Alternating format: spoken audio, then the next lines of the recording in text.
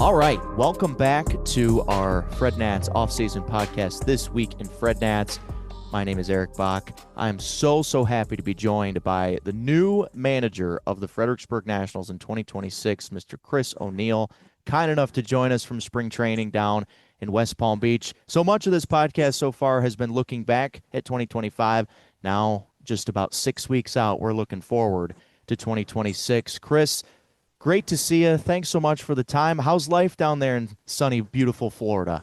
Yeah, Eric, thanks for having me. I'm excited to join you today. It's awesome and really excited about what we've been doing, excited about the players, and looking forward to being in Fredericksburg here soon.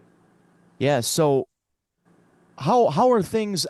One, how long have you been at spring training? And two, how are things running right now? Because obviously the minor league portion of spring training hasn't quite fully started up yet, but what have you kind of been up to down there? Yeah, so I was really lucky about 2 weeks ago to come down for early camp. I was here for a week, and it was a great preview. I really needed it, going into my first year of professional baseball.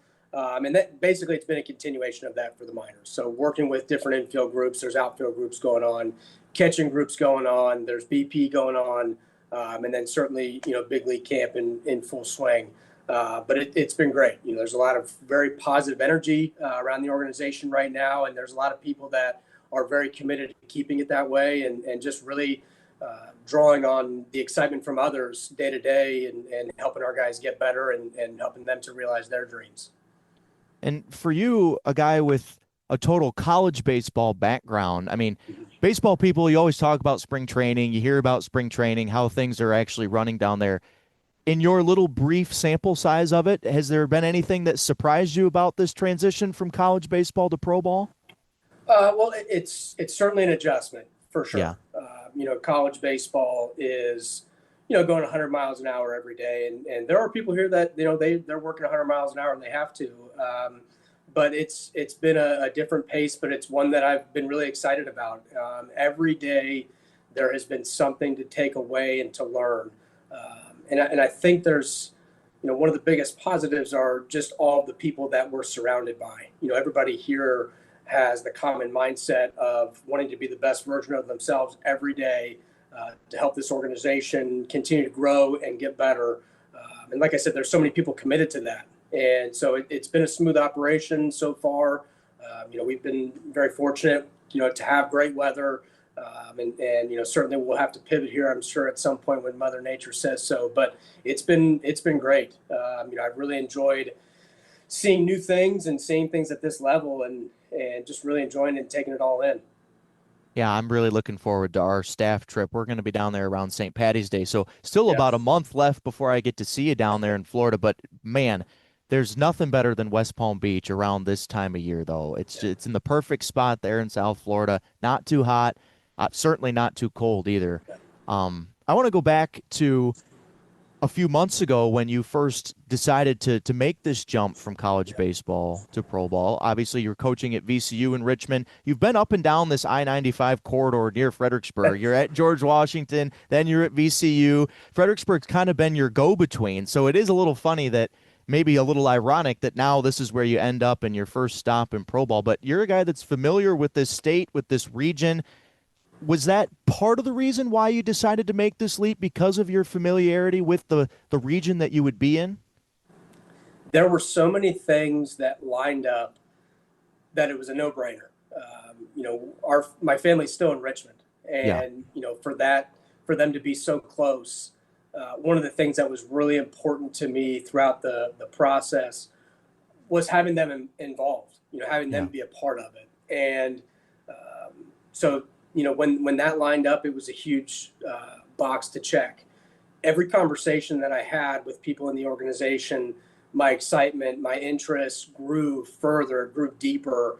And then overall, this is an unbelievable challenge. And it's one that, I'm really excited about taking on. I'm not taking it on alone. And I think that's probably the most important part is we have a tremendous staff that will be in Fredericksburg with us. So, I think there's a big part of that as well. But just that when it really posed the challenge, that's when I was like, okay, I think this is something that I want to do. And I knew that it was something that I wanted to do because so many things just lined up. And I had a little bit of experience of being at the stadium back in 2022. I was there for a recruiting event. I couldn't believe how beautiful it was. And then having the opportunity to go up in recent weeks to meet everybody just blew me away and grew my excitement even further about the opportunity that's in front of us.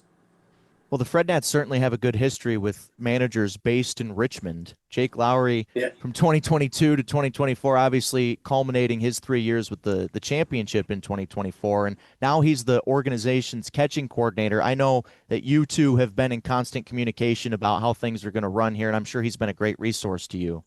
Unbelievable resource. I'm really lucky, where we're positioned at in spring training with our lockers. They're in close proximity, and nice. He's always, not just wanting to answer a question, but really helping and challenge you think about what you're asking.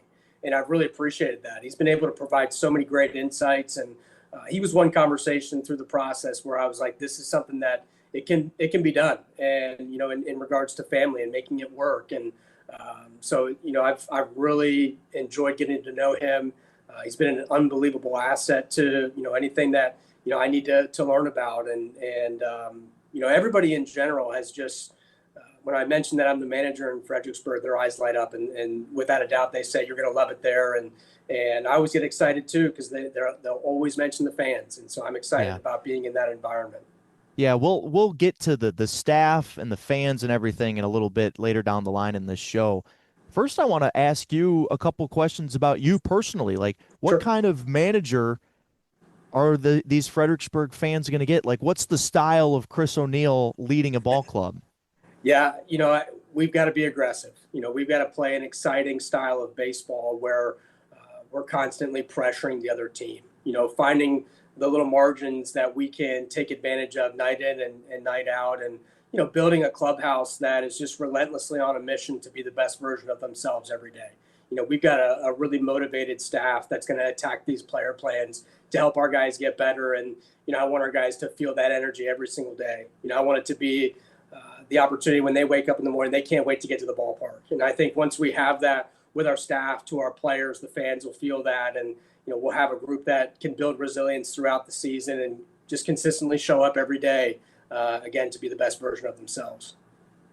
And what are some things that you like to do yourself, either with the family or by yourself away from the ballpark, just trying to unplug, get away from baseball? What are we doing on those days? Yeah, I think, I'm not a person of many hobbies. I unfortunately, I married like to the game, read. man. I'm sorry. Married to the game. Yeah, I love to read. I think there's opportunities for us to always get better. If that's going to be a big thing that we share in the clubhouse, we have to model it. But the thing that energizes me off the field is just being with my family. My wife's a rock star, and she's been incredible through this whole thing. And when this opportunity came up, she was so excited. And I've been very blessed, very fortunate. I've got 2 boys now. I've got a 5-year-old who came up, a couple weeks ago and was just really excited to be there. And we've got a soon to be 4-month-old. So, it's been pretty cool FaceTiming with them, sharing what we're doing. And my oldest, he I don't really know that he's got a great understanding of what's been going on. I'm certainly excited about it. And, but he's really into Spider-Man right now and all that stuff. So that's his world.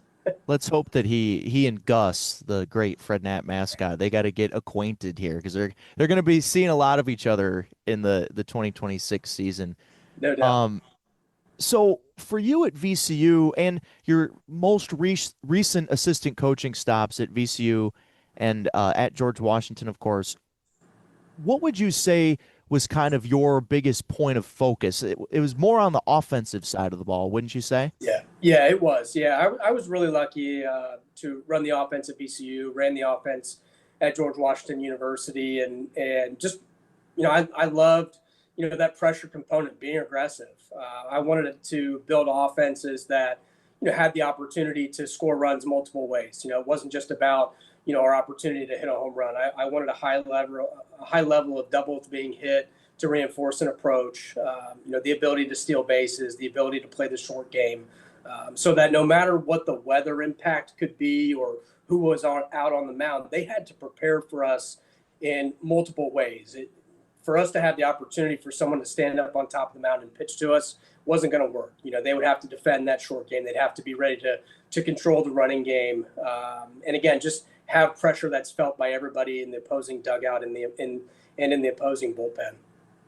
You mentioned the weather. You're going to be experiencing some weather here in the Carolina League. That's just that's the way things roll as we go into the Southeast. It does rain in the summer quite a lot wherever we go. So I think last year we ended up playing like 13 doubleheaders. So let's hope we don't need to get to that number this year. Let's keep it the doubleheaders in the single digits, we hope, here no doubt. in 2026. So this is the first time that I can find that you've been at the helm of a team. You've been the head honcho since 2017. Grand Lake Mariners, the Great Lakes Summer Collegiate League, managed there for 2 summers in a row in 2016 and 2017, back when you were in your mid-20s.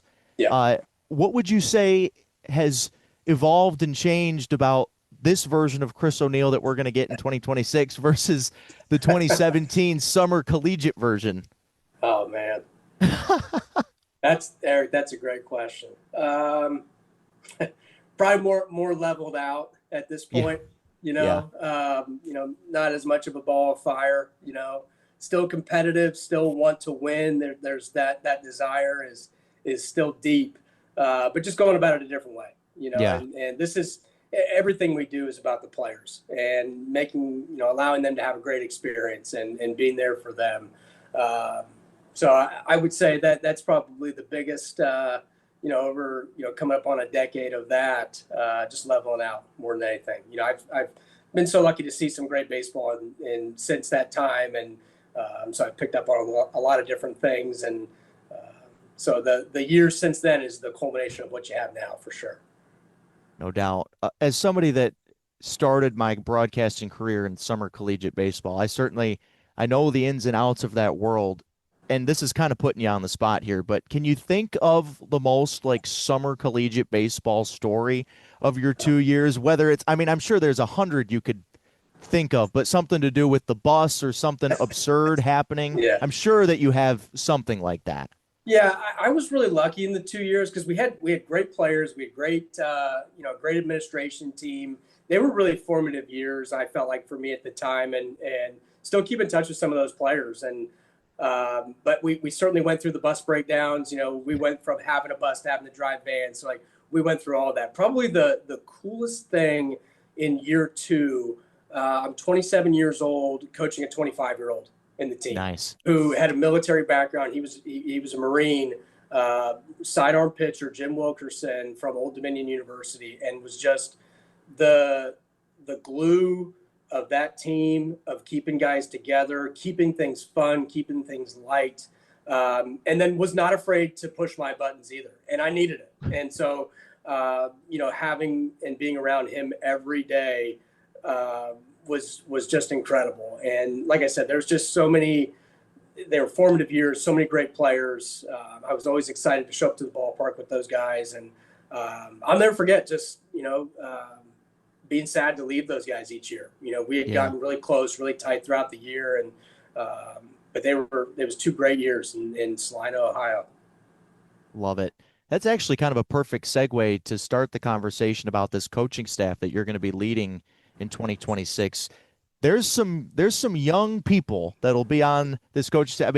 You're the old man at age 36 years old, right? Yeah. And I think I did the math. The average age comes out to about 27 and a half, 28 on this new coaching staff. Obviously, the Nationals organization went through quite a big personnel overhaul this offseason. What do you expect the dynamics to be like of guys that are closer in age to the players they'll be coaching probably than what the players are used to? I'm sure most of these players' coaches will have been older than the ones they'll have this year with you guys in Fredericksburg. Yeah, for sure. I think, what comes first of mind is just how hungry and motivated and relentless the coaching staff is. Being around these guys for the last 3 days, seeing them in the hallways, understanding what they're doing, it gives life to everything. And so I think that's first and foremost, and the players, they just want to get better. I don't think that to them the top of mind is how old their coach is. Right. They just want to know, hey, can you help me get better? And so I go back to, the conversations that I've had with our coaches, and just how excited that they are as well, and motivated and intelligent to what it is that they're doing with our players on a daily basis. It'll be a lot of fun. It'll be an opportunity for each of us to grow together and learn every single day, because for most of us, and myself included, every day we'll bring something new that we haven't experienced yet. And, we're not immune to, making a mistake, but we're certainly going to have the opportunity to learn from some of the things that, we do inevitably mess up. But they're a very organized group. They're a very motivated group, and just really excited about, being with them day to day. And it's been an absolute pleasure to be around those guys so far in spring training. Yeah, that was kind of going to be my next question of, have you had an opportunity to sit down with that specific group and really kind of hash things out so far? Sure. Not specifically yet. Everything's been more in passing. I've spent a lot of time with our defensive coach, Anthony Ray, just because we're both in the defensive world. But we will have opportunities down here in spring training to get together to check in. How are things going? These are some of the expectations that we'll have.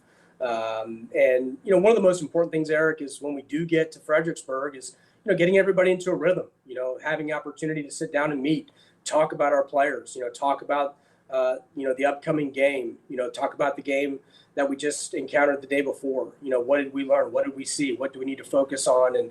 And coming up with a plan together to execute that day or the next week or the next 2 weeks of what it is that we want to accomplish. Getting into a rhythm is going to be something that is massively important early on. Yeah, and again, you just keep answering my next question in your previous answer, which means that you're a great interview. That's one thing for sure. But the next one is, I was going to ask how important it is to kind of really get the basic day-to-day routine down, because as somebody that's been in pro ball for 4 years now, the most successful players and teams that I've seen are ones that can have this day-to-day regimen of work, but also have time to relax and chill, because you can't be on every minute of every day. So how do you plan, especially at the start of the season, to get this group, this staff, this group of young players into that rhythm to kind of get that ball rolling early in the year? Yeah, well, it's certainly going to start with a vision, having being on that relentless mission every day, having the opportunity to work with our motivated staff. So starting with that vision and then just acting on it consistently. I think that'll be a big part of it early on. And certainly it starts at the top in terms of modeling it, and that trickles to our staff and that trickles to our players. But being consistent in everything that we do, I think that's really how we are able to get into a rhythm. If we're showing up and we don't know what we're doing, or things change at last minute, I don't think myself or our coaches will operate at a high level that way. So I think it's all about being able to be consistent in our approach and how we show up and how we show up together to get better. You mentioned having a vision and executing that vision. I wonder, as a newcomer to the organization yourself, just like so many of the coaching staff here in Fredericksburg are new to Washington, what do you think the vision of the org in general, obviously with a leadership change, a lot of personnel changes, for a Nats fan that's, following the farm system, following the organization, and hopefully, the big league club can get back to winning soon. For somebody on the inside, how would you describe the vision of the organization that you found yourself in now? We want to be the number one farm system in all of baseball. And the things that I've been really excited about the last few days is sitting in on meetings and hearing the continuous message of that, and understanding where we are at right now inside the game, but then also understanding, okay, this is what we're going to do to get better. And when you have that type of messaging paired with the commitment of everybody around you, that's what adds to that atmosphere of excitement, that people are really ready and willing to show up with that common mindset and vision. And so that to me has been something that I've really taken over the last couple of days. But it's to become the number one minor league organization in baseball, and win games and develop our players for the opportunity to win a World Series down the road. And there's been a lot of winning at this level, at this affiliate in Fredericksburg. They've been in the playoffs 3 out of the last 4 seasons and obviously won the title in 2024. So I think the fans here are used to a successful winning ball club. And I'm sure that that's a goal of you and the staff is to deliver that once again in 2026. No doubt. Thinking ahead of our first team meeting, winning will be talked about. That is what we're here to do. We're here to develop you. We're here to win ball games. We're here to win night in and night out, because that is also a part of their development. You have to strengthen that muscle of resilience. You have to strengthen that muscle of success so that you get used to that from one level to the next and eventually to the big leagues. Yeah. And for you guys now, especially with some of the trades that have been done by the top, throughout this offseason, a lot of the big names in the org are probably going to start down here. Obviously, Eli Willits is the #1 overall pick that got a cup of coffee here late last season. But I mean, Gavin Feen, there's 100 other names of young, talented players. And you mentioned you've been working with defensive coach Anthony Ray a lot. I assume that you've been working more so with the infielders. That's right. Yeah, and that's kind of your background defensively. Yeah, it is. And so you've been working with the Willits, the Fiends, the Feliz, the Dickersons, all of whom probably, I mean, I don't claim to know how the roster is going to shake out, but probably are going to start here. You're starting to build those relationships now, though, I'm sure. And fast. Those guys are easy to love on. They're fun to watch. I've enjoyed every second of getting to know these guys, and just watching them compete, watching them work. It's been really impressive, and that's one of the other things that has just been every day energizing, knowing that you're out there working with some of the best players in the minor league system, and so I've really taken a lot of joy from that. What have you seen from Eli specifically? I mean, he's going to have a bobblehead by the time this podcast comes out. Our promo schedule will be released, and there is an Eli Willits bobblehead on the schedule. Obviously, I got to ask you about the #1 overall pick. Yeah. How are things going down there for young E now that he's finally turned 18? When he was with us, he was 17 years old. Finally turned 18 in December, so now he's in full adulthood. Yeah, he does something every day where I'm like, okay, that's why he was the #1 overall pick. And after I picked my jaw up off the floor, I'm just, it's impressive. When I was down here for early camp, we were doing a particular drill, and he made a play. I was catching up at first base, and it just, every day I'm like, wow, like it's just incredible the way he moves and the way the ball comes out of his hand and the way his glove works. It's impressive, and more than that, he's a great kid. Yeah, I've loved getting to know him, and being around him it's been a lot of fun. Yeah, I mean, that's my takeaway from him as well. Just when he was here last year, watching him do just regular baseball things, he just does it so smoothly and cleanly and just makes it look very easy. That's certainly his MO for sure. And as a switch hitter too, I think he felt like he didn't get a lot of righty at bats last year, just simply because for whatever reason the Carolina League was just stacking righties late in the season. So I'm excited to see him really kind of blossom from both sides of the plate to start the season as well. I'm sure that's something you're looking forward to too. Yeah, no doubt. I got the opportunity to see those guys take BP for the first time today, and same thing. It was wow. It's impressive. It's fun to watch, fun to be around, and so I'm excited about the future of those guys. I don't claim to know exactly where those guys will start out either, but sure. For the time being, it's been incredible to be around them.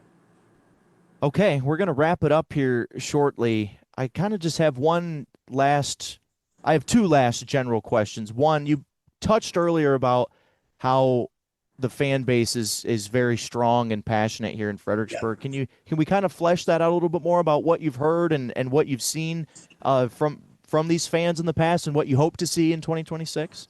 Yeah, absolutely. I'm excited.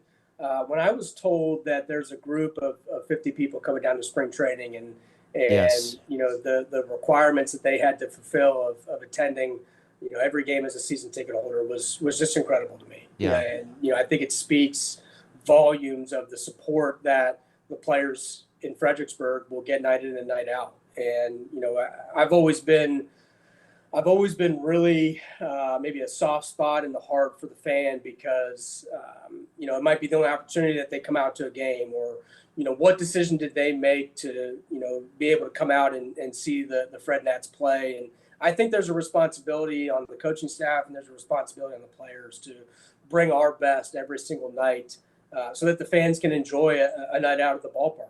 And I don't think there's a better way to spend an evening. And so I it's a responsibility that I don't take lightly. And so I'm excited about that. It's been really cool down here in spring training to see how many people come out and watch. And, Yeah. a new experience for me is signing autographs and being a part of that. I mean, it's unbelievable. And I've really been very appreciative of that. And I can't wait to feel that same energy and even more so in Fredericksburg. Yeah, you're going to sign several hundred here in Fredericksburg, I'm sure, before the season is done. Last one for you, I think. What are some boxes that you want this staff to check to feel really ready when you show up here in Fredericksburg on March 30th or 31st? Between now, today, February 18th, and March 30th, what is the most important work you think that needs to be done for you as the manager and the staff to feel really prepared for the season? Yeah, I think from us together, just developing a relationship and Yep. maintaining a relationship and understanding that we are in this to grow together. So that would be one. And then I really, they've got to develop the deepest relationships with our players. And, our players have to understand that each of us will have their backs night in and night out, and that we are here for the genuine reason of getting them better. To me, that's something that's ultra important. We're here not for us. Has nothing to do with us. It's about the guys that will be in that clubhouse, growing together, competing together, competing for each other, winning for each other. And, I think that starts with the relationship that our staff will have with each individual player.